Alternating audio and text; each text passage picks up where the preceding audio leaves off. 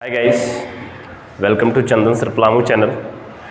आपको Chandan sir Palamu channel में स्वागत है। और इस चैनल में जो नए हैं वो लाइक और सब्सक्राइब करें और शेयर करें। आज हम लोग एक 10th क्लास का टॉपिक है साइंस में ओम का नियम। जो ओम जी जो थे एक नियम देते हैं, उस नियम को अपने ही नाम पर ओम का नियम रख देते हैं। ओम जी क्या बताते हैं वो ध्यान से सुनें। ओम जी बोलते हैं किसी भी चालक में विद्युत धारा भी होता है, विभवांतर भी होता है। तो ओम जी बोले किसी भी चालक में जो विभवांतर होता है, विभवांतर को हम लोग भी से दिखाते हैं, वो विद्युत धारा के समानुपाती होता है। अब विद्युत धारा को आई से दिखाते हैं। ये ओम जी बोलते हैं कि किसी भी चालक में उस चालक का विभवांतर और उस चालक में प्रवाहित विद्युत धारा के समानुपाती होता है। विभवांतर दोनों एक दूसरे के समानुपाती है। कब? जब मेरा तापमान, उस चालक का जो तापमान रहेगा वो नियत होना चाहिए, न बढ़ना चाहिए न घटना चाहिए, तब इस नियम को ये वैल्यू लेगा। नहीं, तापमान को बढ़ने घटने से नियम वैल्यू नहीं लेगा, ओम का नियम टूट जाएगा। तापमान अगर उस चालक का नियत है तब उस चालक का विभवांतर उस चालक में प्रवाहित विद्युत धारा के समानुपाती होगा। और आगे चलकर इस समानुपाती के लिए एक आर लगाया गया, इसी को कहते हैं नियतांक राशि।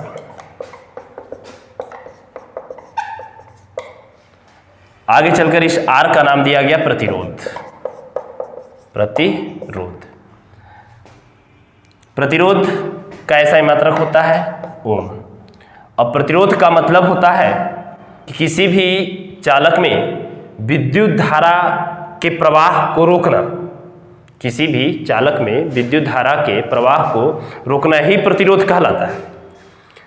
और इसको आगे इसको मॉडिफाई किया गया, R equal to V by I, या V equal to R I, या I equal to V by R.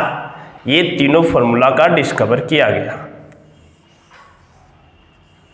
ये ओम के नियम से आता है। अगर हम बात करेंगे कि जो V डायरेक्टली प्रोपोर्शनल I है, इसका मतलब ये हुआ कि अगर वोल्टेज को बढ़ाते हैं तो करंट भी बढ़ेगा, अगर वोल्टेज को घटाते हैं तो करंट भी घटेगा। लेकिन जैसे ही यहाँ पर हम लगाते हैं कि R equal to V by I है, तो किसी भी प्रतिरोध में अगर धारा नियत है, I मेरा धारा है, विद्युत धारा, अगर ये नियत है तो R और V जो है, R मेरा प्रतिरोध है और V मेरा विभवांतर है, तो ये एक दूसरे के समानुपाती है।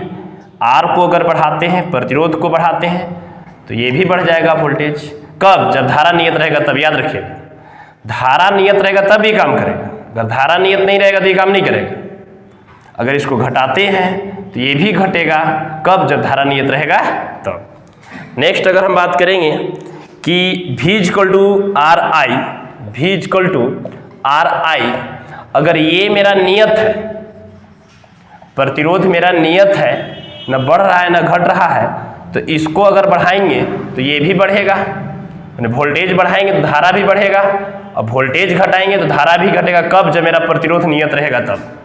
उसी तरह से बात करेंगे अगर हम लोग I equal to V by R, I equal to V by R अगर हम बात करते हैं और इसी को यानी विभवांतर को हम लोग नियत कर देते हैं, विभवांतर को नियत करते हैं, ठीक है, तो अगर धारा बढ़ाते हैं तो प्रतिरोध घट जाएगा, अब प्रतिरोध अगर बढ़ाते हैं तो धारा घट जाएगा, क्योंकि यहाँ पे धारा और प्रतिरोध जो है एक दूसरे के व्युत्क्रमानुपाती, व्युत्क्रमानुपाती में उल्टा होता है और समानुपाती में सीधा होता है। बढ़ेगा तो बढ़ेगा, घटेगा तो घटेगा, लेकिन व्युत्क्रमानुपाती में उल्टा होता है, एक बढ़ेगा तो एक घटेगा, एक घटेगा तो एक बढ़ेगा।